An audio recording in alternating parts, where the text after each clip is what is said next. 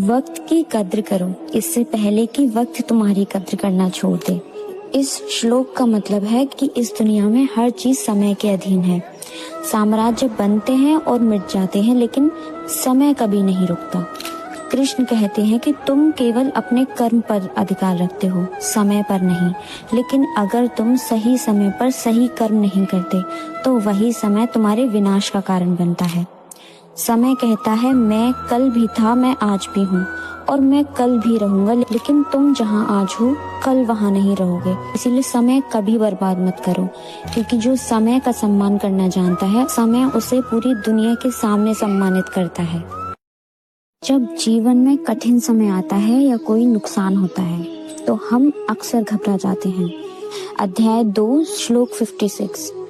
इसमें श्री कृष्ण कहते हैं कि एक समझदार व्यक्ति का मन दुखों से कभी भी विचलित नहीं होता, क्योंकि वो जानता है कि सुख और दुख कभी भी हमेशा नहीं रहते।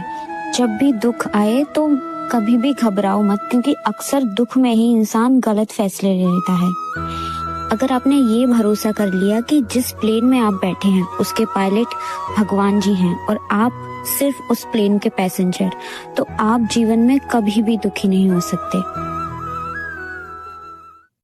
आपके सपने आपके अलावा कोई नहीं समझ सकता। हर इंसान एक टैलेंट के साथ पैदा होता है।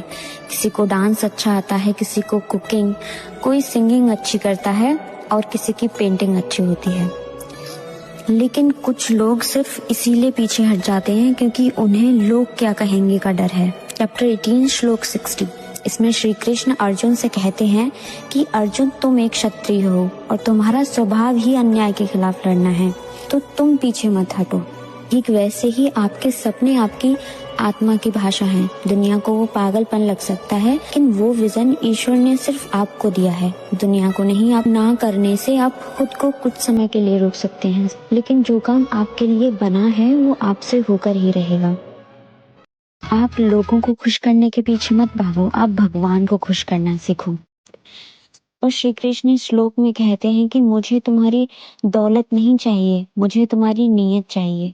अगर तुम्हारे पास कुछ नहीं है, फूल या एक घूंट पानी भी अगर तुम प्रेम से दोगे तो मैं उसे स्वीकार करूंगा।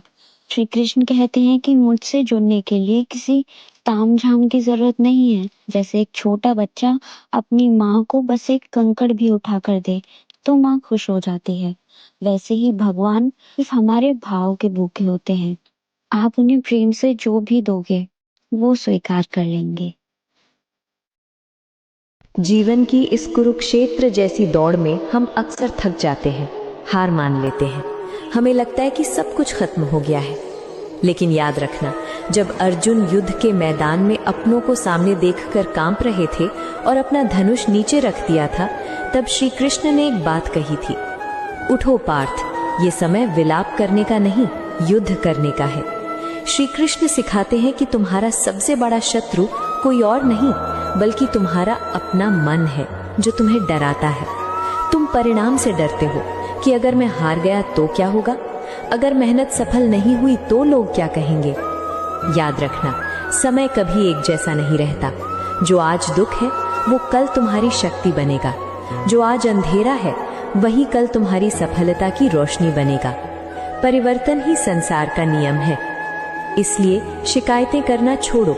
मत कहो कि परिस्थितियां खराब हैं, मत कहो कि किस्मत साथ नहीं दे रही, क्योंकि जब तुम पूरी ईमानदारी से अपना कर्म करते हो तो स्वयं ईश्वर तुम्हारे सारथी बन जाते हैं।